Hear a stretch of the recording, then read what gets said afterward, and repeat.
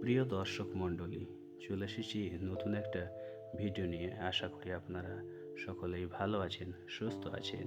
আজকে আমার ভিডিওর বিষয়বস্তু হলো আলু গাছের চারার পরিচর্যা। সঠিক যত্নেই লুকিয়ে আছে ভালো ফলনের রহস্য। আলু আমাদের প্রতিদিনের খাবারের একটি গুরুত্বপূর্ণ অংশ। এই আলুর ভালো ফলন পেতে হলে শুরুতেই দরকার সঠিক পরিচর্যা। বিশেষ করে আলু গাছের চারা অবস্থায় যত্ন না নিলে পরে কাঙ্ক্ষিত ফলন পাওয়া যায় না। তাই আলু চাষে চারার পরিচর্যা অত্যন্ত গুরুত্বপূর্ণ। আলু গাছের চারা গজানোর পর থেকেই প্রথম কাজ হলো জমির দিকে নজর রাখা। এই সময় চারাগুলো খুবই নরম এবং সংবেদনশীল থাকে।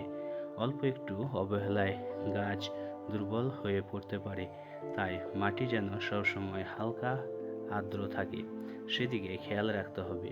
অতিরিক্ত জল জমে থাকলে চারার গোড়া পচে যেতে পারে, আবার জলের অভাবে চারা শুকিয়ে যেতে পারে।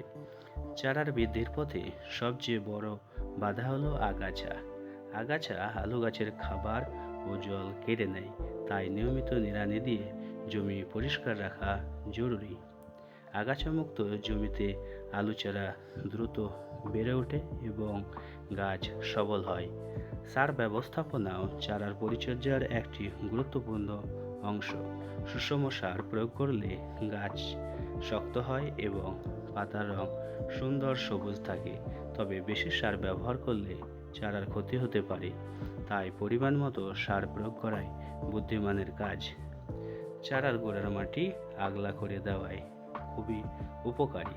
এতে মাটির ভেতরে বাতাস চলাচল সহজ হয় এবং গাছের শিকড় ভালোভাবে ছড়াতে পারে। পাশাপাশি গোড়া চেপে ধরলে গাছ শক্ত হয় এবং সহজে হেলে পড়ে না। আলু চারায় বিভিন্ন রোগ ও পোকামাকড় আক্রমণ করতে পারে। পাতায় দাগ, হলদে রং বা গাছ ঢলে পড়া এই ধরনের লক্ষণ দেখা দিলে দ্রুত ব্যবস্থা নেওয়া জরুরি। প্রয়োজনে অভিজ্ঞ কৃষক বা কৃষি কর্মকর্তার পরামর্শ অনুযায়ী ওষুধ ব্যবহার করা উচিত। সবচেয়ে গুরুত্বপূর্ণ বিষয় হলো নিয়মিত পর্যবেক্ষণ। প্রতিদিন ক্ষেত ঘুরে চারাগুলো দেখলে ছোট সমস্যা বড় হওয়ার আগে সমাধান করা যায়। যত্ন আর ভালোবাসায় বেড়ে ওঠা আলু গাছই শেষ পর্যন্ত ভালো ফলন দেয়। মনে রাখবেন, সুস্থ চারা যত ভালো হবে, বেশি ফলন ততই হবে এবং কৃষকের লাভ ততই বাড়বে।